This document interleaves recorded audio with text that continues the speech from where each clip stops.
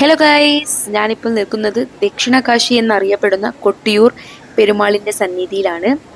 ഇത് വർഷത്തിൽ 28 ദിവസം മാത്രം നടത്തിപ്പോകുന്ന വൈശാഖ മഹോത്സവമാണ് കേട്ടോ. ഈ സ്ഥലത്തിന്റെ ചരിത്രത്തെ പറ്റി പറയുകയാണെങ്കിൽ, സതീദേവിയുടെ പിതാവ് ദക്ഷൻ യാഗം നടത്തിയ പുണ്യഭൂമിയാണിത്. പ്രകൃതിയോട് ചേർന്ന് നിൽക്കുന്ന ഒരു ഉത്സവമാണിത് കേട്ടോ.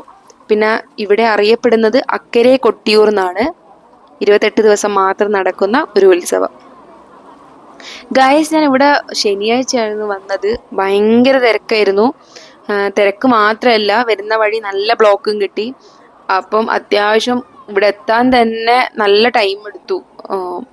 അങ്ങനൊരു ഇതുണ്ടായിരുന്നു. ഇപ്പം ശനി ഞായർ എന്ന് പറയുമ്പോൾ അത്യാവശ്യം നല്ല തിരക്കുള്ള ദിവസങ്ങളായിരിക്കും. അവിടെ പൊതുവെ വീക്ക് ഡേയ്സിൽ നല്ല തിരക്ക് കുറവുണ്ടാവും, എന്നാലും വീക്കെൻഡ് നല്ല തിരക്കായിരിക്കും. പിന്നെ ഇവിടെ പോയി വരുമ്പോൾ നമുക്ക് നല്ലൊരു പോസിറ്റീവ് വൈബ് കിട്ടുന്ന ഒരു സ്ഥലമാണ് കേട്ടോ.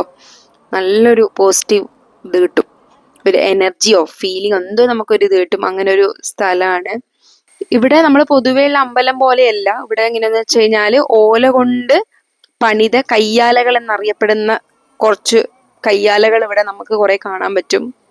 അതൊക്കെ ഈ ഉത്സവം കഴിയുമ്പോൾ അതൊക്കെ പൊളിച്ച് മാറ്റുകയും ചെയ്യും. ഇത് ആ ഉത്സവത്തിന് വേണ്ടി മാത്രം പണിയുന്ന കയ്യാലകളാണ്. നമ്മൾ പോയ ടൈമിൽ നല്ലൊരു മഴയുണ്ടായിരുന്നു. അതുകൊണ്ട് എല്ലാവരും കൊടയൊക്കെ ചൂടിയിട്ടായിരുന്നു കേട്ടോ നമ്മൾ ദർശനം ചെയ്തത്. ഇവിടെ നേദ്യത്തിന് വേണ്ടി വിറകുകളൊക്കെ ഉപയോഗിച്ച് കത്തിക്കുന്ന ചാരം തളിപ്പറമ്പ് രാജരാജേശ്വര ക്ഷേത്രത്തിലാണ് കുമിഞ്ഞുകൂടുന്നതെന്നും കൂടെ അറിയപ്പെടുന്നുണ്ട്. അങ്ങനെ ഒരു വിശ്വാസം ഉണ്ട് കേട്ടോ. ഇവിടെ ചാരങ്ങളൊന്നും കാണാറില്ല ഇവിടെ നമ്മുടെ കൊട്ടിയൂർ ക്ഷേത്രത്തിൽ. അതെല്ലാം ആ രാജരാജേശ്വര ക്ഷേത്രത്തിലാണ് വന്ന് കുമിഞ്ഞുകൂടുന്നത്.